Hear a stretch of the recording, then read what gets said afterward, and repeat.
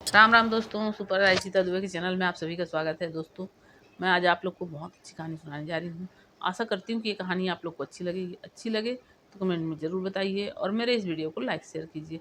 अगर आप लोग मेरे इस चैनल में नए हैं प्लीज़ सब्सक्राइब कीजिए। तो चलिए दोस्तों, कहानी शुरू करते हैं। एक समय की बात है, एक पति और एक पत्नी दोनों जंगल के रास्ते अपने गांव को जा रहे थे और गर्मी का दिन था और बहुत तेज धूप। पहले तो चल कहीं भी इधर उधर जाने के लिए लोगों को पैदल ही जाना पड़ता था। अब वो दोनों पैदल ही कहीं से आ रहे थे और अपने गांव के लिए जा रहे थे। लेकिन बीच में जंगल पड़ा और जंगल में जब वो थक चुके थे तो वो जंगल में एक पेड़ के नीचे थोड़ा आराम करने के लिए बैठ गए। अब जब वो पेड़ के नीचे आराम करने के लिए बैठे तो पति जो है वो पत्नी की गोद में अपना सर रख के लेट गया। अब थका हुआ था, उसको नींद पड़ गई। अब उसी वक्त संजोगवश एक योद्धा भी उसी जंगल में उसी पेड़ के बाजू वाले पेड़ में आके और वो भी विश्राम करने के लिए बैठ गया। अब ये जो पत्नी थी वो उस योद्धा को बोलने लगी, भैया मैं आज तक तलवार नहीं देखी हूँ, क्या आप अपनी तलवार मुझे देंगे? मैं थोड़ा देखने की इच्छा है मेरी, तो मैं देख सकूं। तो वो योद्धा बोलता है, ठीक है बहन, ये लो, देख लो। अब वो योद्धा जो है वो उस पत्नी को तलवार थमा देता है।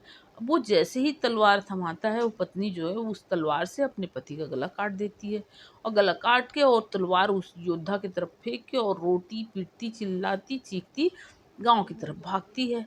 अब वो गांव में जाके और फिर वही रो रो के चिल्ला चिल्ला के बोलती है, उस योद्धा ने मेरे पति का गला काट दिया, उस योद्धा ने मेरे पति का गला काट दिया। ये बात धीरे धीरे गांव से राजभवन तक, राजभवन से राजा तक ये बात पहुंच जाती है। अब ये बात जब राजा के कान तक पहुंचता है तो राजा उस पत्नी को बुलाते हैं अपने पास, पूछते हैं, बताती है कि हम कहीं से आ रहे थे और रास्ते में जंगल पड़ा तो हम थक चुके थे, इसलिए वहाँ विश्राम करने के लिए रुक गए और वहीं एक योद्धा आया और मेरे पति का गला काट दिया। तो अब राजा जो है वो अपने सिपाहियों को दौड़ाए और बोले कि उस व्यक्ति को पकड़ के लाया जाए। सिपाही इधर उधर ढूंढे तो मिल गया और उस योद्धा को पकड़ के लाया गया। अब योद्धा को पकड़ के लाया गया, उसके बाद राजसभा में वो पत्नी, वो योद्धा, राजा और राजा के सलाहकार, ये सब राजसभा में बैठे। अब राजा अपने सलाहकारों से पूछने लगे कि आप लोग बताइए कि इस व्यक्ति को क्या सजा दी जाए, इसके लिए उचित सजा आप लोग ही बताइए। अब वो सलाहकार कुछ देर तक के अपने सोच विचार किए, उसके बाद सबकी राय बनी कि क्यों ना इसके दोनों दोनों भुजा कटवा दी जाए, क्योंकि ये इन्हीं हाथों से तलवार चलाया और इसके पति का गला काट दिया है, इसलिए इसके दोनों भुजा काट दी जाए। राजा उनके बात को माना, अपने सलाहकारों के बात को मान के और उसके दोनों भुजा कटवा दिए। अब कटवा दिए तो अब वो योद्धा बेचारा, उसकी तो गलती थी नहीं, लेकिन फिर भी अब वो तो उस महिला के कारण उसकी गलती सबकी नज़र में दिख रही थी। तो वो अब बहुत दुखी हो जाता है कि अब मेरे दोनों हाथ कट गए, अब मेरे जीवन का कोई मतलब नहीं है। ऐसा सोचकर वो पहाड़ी की तरफ जाने लगता है। तब पहाड़ी से कूद के मैं अपनी जान दे दूंगा सोचता है। अब वो जाने लगता है, उसको अचानक एक साधु महाराज वहाँ आते दिखते हैं।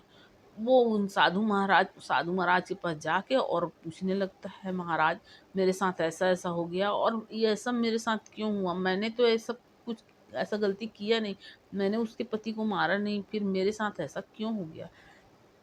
साधु महाराज बोले कि देखो बेटा, ऐसा है कि ये तुम्हारे पूर्व जन्म के कर्म का फल है।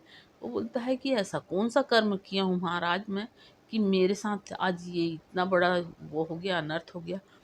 साधु महाराज बोले कि देखो बेटा, पूर्व जन्म में वो जो पत्नी है वो गाय थी और उसका पति जो था वो कसाई था।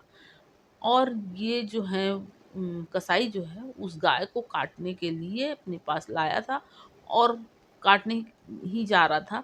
उसी समय तुम उस अपने पूर्व जन्म में पहलवान थे और वो गाय जो है उस कसाई से छूटने के लिए बहुत छटपटा रही थी, लेकिन वो छूट नहीं पा रही थी। बहुत मुश्किल से किसी तरह वो छूट पाई और भगने लगी। कसाई चिल्लाने लगा, तो तुम कसाई की मदद करने के कारण उस गाय का दोनों हाथ से अपने उस गाय के दोनों सींग पकड़ के और उसको काबू में करके और कसाई को लाके दे दिए। अब वो कसाई उस गाय को काट दिया। तो इसलिए वो पत्नी जो है वो गाय थी और वो पति था वो कसाई था, और तुम वही पहलवान थे जो उस गाय को कसाई के पास फिर से लाके दिए थे। इसलिए वो गाय जो है ना, गाय को कसाई काटा था, तो गाय जो है वो उसका कसाई रूपी पति को काट दी, और तुम उस गाय को कसाई तक पहुंचाए थे।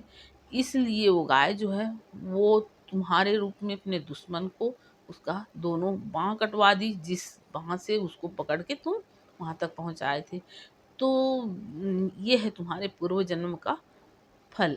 अब तुम पूर्व जन्म में जो किए थे उसका फल तुमको मिल चुका है। इसीलिए कभी भी बुरे कर्म नहीं करना चाहिए दोस्तों। अच्छे कर्म का अच्छा फल, बुरे कर्म का बुरा फल। इसलिए कभी भी कोई बुरा काम नहीं करना चाहिए। तो दोस्तों, आप लोग की कहानी कैसी लगी कमेंट में ज़रूर बताइए। राम राम दोस्तों।